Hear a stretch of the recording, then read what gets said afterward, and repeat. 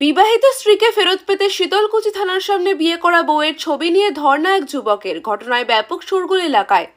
সোমবার 2টার দিকে যুবকের ধর্ণার ঘটনার শোরগোল পড়ে যায়। জানা যায়, শীতলকুচির গোসাইরহাট এলাকার যুবক মিঠুন বর্মন কর্মসূত্রে ভিন রাজ্যের পরিযায়ী শ্রমিক। দীর্ঘদিন ধরে সে অরুণাচল প্রদেশে কর্মসূত্রে থাকতো। সে সেখানে একটি মেডিকেল হাউসে কাজ করা শুরু করে। সেই সুবাদে সে সেখানেই থাকতো। ওই মেডিকেল হাউসের পাশেই থাকতো গীতা বর্মন নামে এক মেয়ে। সেখানে গীতার সাথে পরিচয় হয় মিঠুনের। এই পরিচয় থেকে প্রেমের সম্পর্কে লিপ্ত হয় দুজনে। চলছিল দুজনের চুটিয়ে প্রেম। এরপর একদিন দুজনেই বুদ্ধি করে সেখান থেকে কোচবিহারের যুবকের বাড়িতে আসে। এলাকার বিশিষ্ট লোকজন মিলে গত 7ই আগস্ট যুবকের বাড়িতেই গীতা ও মিঠুনের হিন্দু শাস্ত্রমতে বিবাহ সম্পন্ন হয়। তাদের বিবাহ হলেও এই বিবাহ মানতে নারাজ ওই যুবতীর পরিবার। জানা যায়, গীতার বয়স কম হওয়ায় তার পরিবারের তরফে মিঠুনের নামে লিখিত অভিযোগ করে। সেই অভিযোগের ভিত্তিতে অরুণাচল প্রদেশের পুলিশ ওই মেয়েকে এবং যুবককে আটক করে থানায় নিয়ে যায়। সেখান থেকে বেরিয়েও তার স্ত্রীকে ফেরত পেতে শ্বশুরবাড়ির দ্বারস্থ হয়েছিল ওই যুবক। কিন্তু সেখানে গেলে তার শ্বশুরবাড়ির পরিবার তাকে বেধড়ক মারধর করে এবং প্রাণনাশের হুমকি দেয়। পরবর্তীতে সেখানকার স্থানীয় ব্যক্তিরা ওই যুবককে উদ্ধার করে বাড়িতে ফেরত পাঠায়। এত ঘটনার পরেও স্ত্রীকে ফেরত পেতে আজ শীতলকুচি থানার সামনে ধর্নায় বসে মিঠুন। তার দাবি, আমার স্ত্রীকে ফেরত চাই। প্রথম দিকে শীতলকুচি থানার পুলিশ তাকে সেখান থেকে উঠিয়ে দেয়। পরবর্তীতে সে সেখান থেকে উঠে শীতলকুচি সুপার মার্কেট কমপ্লেক্সে ধর্নায় বসে। সে জানায়, তার স্ত্রী নাবালিকা নয়, সে সাবালিকা। আমি তাকে ফেরত পেতে চাই, সেই কারণেই এই ধর্না। অবশ্যই এই ধর্না দেখে শীতলকুচি বাজারে ঢল উপচে পড়ে। অনেকেই কৌতূহল হয়ে জানতে চায় কি ঘটেছে এখানে। তবে যাই হোক, শেষ পর্যন্ত কি গীতাকে ফিরে পাবে মিঠুন, সেদিকেই তাকিয়ে রয়েছে শীতলকুচিবাসী।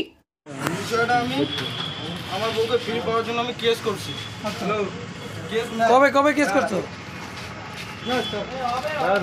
16 দিন এসপি অফিসে। এটা দেখুন, আমি দেখাচ্ছি, সব কাগজ দেখাবো। আমার কাছে কাগজ আছে, আমি এমনি বসিনি, এমনিতে বসিনি। মানে তোমার বিয়ে কবে হয়? বিয়ে হয় তোমার শ্রাবণ মাসে। শ্রাবণ মাসে? কোথায় বিয়েটা হয়? বাড়িতে হয়। তোমার বাড়ি কোথায়? গুজরাট বড় ধাপের যাত্রা। গুজরাট বড় ধাপের যাত্রা। তো তোমার বউয়ের বাড়ি কোথায়? বউয়ের বাড়ি অরুণাচল প্রদেশ। আচ্ছা, প্রেমের সম্পর্কে বিয়ে নাকি হচ্ছে? প্রেমের সম্পর্কে বিয়ে। আচ্ছা, কতদিন আগে হয়েছে বিয়ে? বিয়ে শ্রাবণ মাসে। আর কতদিন থেকে নিখোঁজ? নিখোঁজ বলতে কি, আমাকে মিথ্যা কেটে ফাঁসিয়ে দেয়, ফাঁসি দিয়ে নিয়ে যায়। এবং জেলে যখন আমাকে নিয়ে যায়, আমার বউ বলে যে আমি যাব না, তখন পুলিশ আমাকে মারার ভয় দেখায়। আচ্ছা, আমাকে মারানোর ভয় দেখায়। তখন আমার বউ ওদের কাছে যায়। ওদের কাছে যায়, তবুও মেডিকেল করে না। আমার বউকে 4 দিন পরে মেডিকেল করানো হয়। আচ্ছা, আমার বউ অন্তঃসত্ত্বা, 2 মাসের অন্তঃসত্ত্বা ছিল। এখন কোথায় আছে? তখন ওদের বাড়িতে। কে কে আসছিল নিয়ে যেতে? কে কে আসছিল? পুলিশ ওটাই দিছিল। এরা কারা? এরাই মালিক। এরা 3 জনেই আমাদেরকে জোর জবরদস্তি আটকা রাখছে। মানে এরা কারা? কে কে হয়? পালিত মা বাবা আমার বউয়ের। তোমার বউয়ের পালিত মা বাবা। এটা ওই সামনে আনো তো, দেখাই। এরাই তোমার কি ওয়াইফের পালিত বাবা? পালিত মা বাবা। মা বাবা দুজনে এই ফটো। এদের সাথে যোগাযোগ করার চেষ্টা করোনি? যোগাযোগ করার চেষ্টা করছি, আমি নিজেই গেছি আমার বউকে আনার জন্য। তোমার 20 তারিখ গেছিলাম আমি। 17তে আমার বেল হয়, জুডিশিয়াল কাস্টডি থেকে আমি বেল পাই। তারপরে আমি বউকে আনতে যাই 20 তারিখ। তখন আমাকে মারধর করা অল্প একটু। আমি ভাবছি যা একটু রাগ আছে, মারধর করতেই পারে। তারপরে আবার আমার বউ বলে আসো, দিয়ে দেবে। তারপরে আমি 2 তারিখ, ফেব্রুয়ারি 2 তারিখে যাই। আমার সেদিন হেয়ারিং থাকে। হেয়ারিং করানোর পরে আমি যাই। করানোর পরে আমার বউকে আনতে যাই। তখন আমার বউয়ের সঙ্গে দেখাও করতে দেন, আবার উল্টা দিয়ে আমাকে মারধর করে। কিনা এরা 3 জনেই মারধর করে আমাকে নদীর কিনারে ফেলায় রাখে অজ্ঞান অবস্থায়। আচ্ছা, তারপরে আমি পরের দিন টের পাই যে আমি কারো বাড়িতে আছি। তখন আমি বিষয়টা বলি, তখন বলে তোমাকে আমরা নদীর ধার থেকে আমরা নিয়ে আসছি। তখন আমাকে গাড়িতে ওঠা যায়। তখন আমি বাড়িতে আসি। বাড়িতে আসার পরে আমি বাড়িতে টিকিটটা বলি গেল, টিকিটও আছে, আমাকে সব কিছুই আছে। আচ্ছা, তোমার বউয়ের যখন তোমার সাথে বিয়ে হয়েছে তখন বয়স কত ছিল? 19 বছর।